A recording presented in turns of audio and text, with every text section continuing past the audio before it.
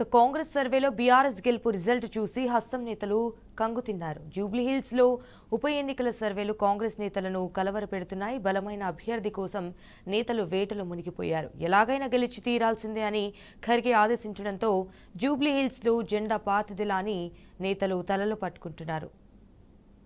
BRS MLA Maganti Gopinath అకాల మరణంతో జూబ్లీహిల్స్ లో ఉప ఎన్నిక అనివార్యమైంది. జూబ్లీహిల్స్ ఉప ఎన్నికల్లో గెలుపు కోసం ఇప్పటి నుంచే రాజకీయ పార్టీలు పావులు కలుపుతున్నాయి. సాధారణ ఎన్నికల్లో జూబ్లీహిల్స్ నియోజకవర్గంలో 3 ప్రధాన పార్టీలైన బీఆర్ఎస్, కాంగ్రెస్, బీజేపీ మధ్య పోటీ నెలకొంది. బీఆర్ఎస్ నుంచి పోటీ చేసిన మాగంటి గోపీనాథ్ మూడోసారి విజయం సాధించగా, కాంగ్రెస్ పార్టీ నుంచి బరిలో నిలిచిన మాజీ క్రికెటర్ అజారుద్దీన్ 2వ స్థానానికి పరిమితమయ్యారు.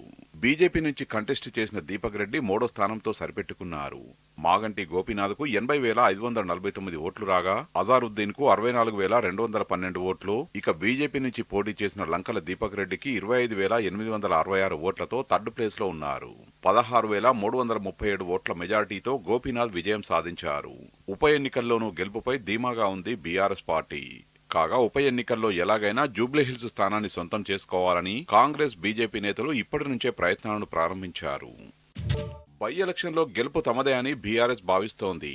బీఆర్ఎస్ పార్టీపై ప్రజల్లో ఉన్న విశ్వాసం, గోపీనాథ్కు ఉన్న మంచి పేరు పార్టీ అభ్యర్థి గెలుపునకు దోహదపడుతుందని గులాబీ నేతలు భావిస్తున్నారు. అయితే ఉప ఎన్నికల్లో గెలిచి తీరాలని కాంగ్రెస్ టార్గెట్ గా పెట్టుకుంది. జూబ్లీహిల్స్ బై ఎలక్షన్లో విజయం సాధిస్తే ఆ ప్రభావం రానున్న జీహెచ్ఎంసీ ఎన్నికలపై పడుతుందని భావిస్తున్నారు కాంగ్రెస్ నేతలు. అటు కమలం పార్టీ నేతలు సైతం జూబ్లీహిల్స్ లో గెలిస్తే గ్రేటర్లో విజయం సాధించవచ్చని ఆ పార్టీ నేతలు లెక్కలు వేసుకుంటున్నారు. అందుకు అనుగుణంగానే రాజకీయ పార్టీలు గెలుపు కోసం ఎవరికి వారు ప్రయత్నాలు మొదలుపెట్టారు. జూబ్లీహిల్స్ లో కాంగ్రెస్ పార్టీ ఎప్పటికప్పుడు సర్వేలు నిర్వహిస్తుంది. ప్రజల అభిప్రాయం తెలుసుకునేందుకు వివిధ సంస్థలతో వేర్వేరుగా సర్వేలు నిర్వహిస్తున్నారు కాంగ్రెస్ నేతలు. ఇప్పటికే 3 సర్వేలు కాంగ్రెస్ నిర్వహించగా, ఆ సర్వేలలో బీఆర్ఎస్ పార్టీకి అనుకూలంగా వచ్చాయట. కాంగ్రెస్, బీఆర్ఎస్ పార్టీకి మధ్య వ్యత్యాసంలో చాలా తేడా ఉందట. సర్వేలు చూసి కంగుతిన్నారట కాంగ్రెస్ నేతలు.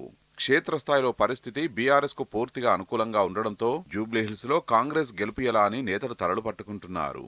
ఇటీవల హైదరాబాద్ పర్యటనకు వచ్చిన ఏఐసీసీ అధ్యక్షుడు మల్లికార్జున ఖర్గే, ఏఐసీసీ ప్రధాన కార్యదర్శి కేసీ వేణుగోపాల్ సర్వేలు చూసి షాక్ అయ్యారట.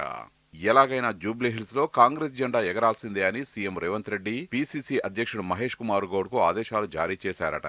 దీంతో వారికి జూబ్లీహిల్స్ ఉప ఎన్నికల గెలుపు టాస్క్ గా మారిందట. జూబ్లీహిల్స్ ఉప ఎన్నికల అభ్యర్థి వేటలో పడ్డారు కాంగ్రెస్ నేతలు.